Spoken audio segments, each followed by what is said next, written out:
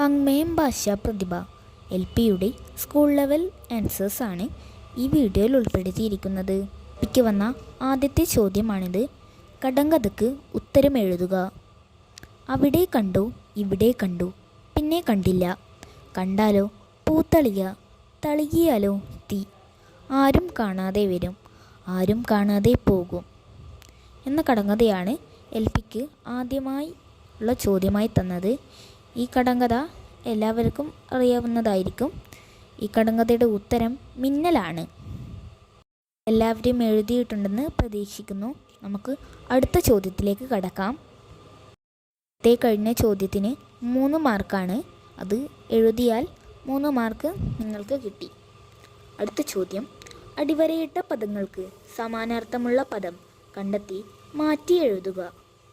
ഇതിനും 3 സ്കോറാണുള്ളത്. ഫസ്റ്റത്തത് മാനം. മാനം എന്നതിൻ്റെ സമാനാർത്ഥമായി വരുന്നത് ആകാശമാണ്. അടുത്തതായി അടിവരയിട്ടിരിക്കുന്നത് സന്തോഷം എന്ന വാക്കാണ്. സന്തോഷം എന്ന വാക്കിൻ്റെ മറ്റൊരു പദം ആഹ്ലാദമാണ്. അടുത്തതായി അടിവരയിട്ടിരിക്കുന്ന പദം വള്ളമാണ്. വള്ളം എന്നതിൻ്റെ സമാനാർത്ഥമായ പദം തോണി എന്നതാണ്. കപ്പലല്ല, തോണി എന്നതാണ് വള്ളത്തിൻ്റെ സമാനാർത്ഥമായ പദം. ചോദ്യം മുഴുവൻ ശരിയാണെങ്കിൽ 3 മാർക്കാണ് ലഭിക്കുക. മൂന്നാമത്തെ ചോദ്യം നോക്കാം. ശരിയായ പദം എടുത്തെഴുതുക. കുയിലിൻ്റെ പാട്ടിന് എന്തൊരു ഡാഷ് ആണ്?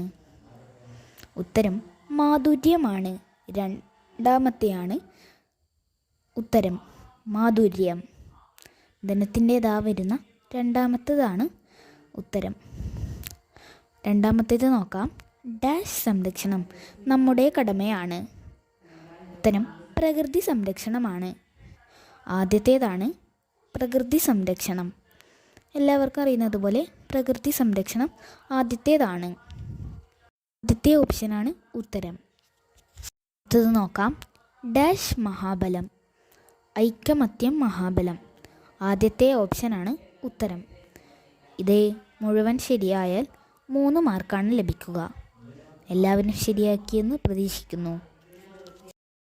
അടുത്തത് 4ാമത്തെ ചോദ്യം, ചേർത്തെഴുതുക. ചീറി പ്ലസ് പാനു. ഉത്തരം ചീറിപ്പാനു. മഴ പ്ലസ് ഉണ്ട്. ഉത്തരം മഴയുണ്ട്. 3ാമത്തത് പൂ പ്ലസ് തേൻ, പൂന്തേൻ. 4ാം ക്ലാസ്സിൽ പിരിച്ചെഴുതുന്നത് പഠിക്കുന്നുണ്ട്. അതുപോലെ തന്നെ ചേർത്തെഴുതുകയും. 5ാമത്തെ ചോദ്യമാണ് ഉത്തരം എഴുതുക. ഇതിനും 3 മാർക്കാണ് 3 ചോദ്യവും. കേരള കലാമണ്ഡലം സ്ഥാപിച്ച മലയാള കവി ആരാണ്? ഇത് 4ാം ക്ലാസ്സിൽ പഠിക്കുന്നുണ്ട്. കേരള കലാമണ്ഡലം സ്ഥാപിച്ച മലയാള കവി വള്ളത്തോൾ നാരായണ മേനോനാണ്. ഓണവുമായി ബന്ധപ്പെട്ട ഒരു പഴഞ്ചൊല്ല് എഴുതുക. ഉത്തരം കാണം വിറ്റും ഓണം ഉണ്ണണം. വേറെയും പഴഞ്ചൊല്ലുണ്ട്. ഞാനിപ്പോൾ ഒരു പഴഞ്ചൊല്ലാണ് പറഞ്ഞത്. കാണം വിറ്റും ഓണം ഉണ്ണണം. 3ാമത്തെ ചോദ്യം, പാത്തുമ്മയുടെ ആട് ആരുടെ കൃതിയാണ്? പാത്തുമ്മയുടെ ആട് ആരുടെ കൃതിയാണ്? ഉത്തരം വൈക്കം മുഹമ്മദ് ബഷീറിൻ്റെ കൃതിയാണ് പാത്തുമ്മയുടെ ആട്. അടുത്തത് അവസാനത്തെ ചോദ്യമാണ്. കഥ പൂർത്തിയാക്കുക. കൂട്ടുകാരോടൊപ്പം കാട്ടിൽ മേയാൻ പോയതാണ് കിട്ടൻ എന്ന ആട്ടിൻകുട്ടി. കഷ്ടം, കൂട്ടം തെറ്റി കിട്ടൻ കാട്ടിലൊറ്റപ്പെട്ടുപോയി. ഇഷ്ടമുള്ള കഥാപാത്രങ്ങളെ കൂട്ടിച്ചേർത്തുകൊണ്ട് ഈ കഥ പൂർത്തിയാക്കാനാണ് പറയുന്നത്. കഥ പൂർത്തിയാക്കുന്നത് നമ്മൾക്കറിയാം. 4ാം ക്ലാസ്സിൽ നാവൽക്കാട് എന്നൊരു പാഠമുണ്ട്. അതുപോലെ തന്നെ ഉള്ളൊരു കഥയാണ് ഇവിടെയും എഴുതാൻ പറയുന്നത്. അതിനുശേഷം കിട്ടൻ കുറേ തിരഞ്ഞു നടന്ന് അവസാനം ഒരു ശബ്ദം കേട്ടു എന്നൊക്കെ പറഞ്ഞ് എഴുതാവുന്നതാണ്. ഞാനിപ്പോൾ ഒരു എക്സാമ്പിളാണ് പറയുന്നത്. നന്നായി വിശദീകരിച്ച് എഴുതിയാൽ 5 മാർക്ക് കിട്ടും.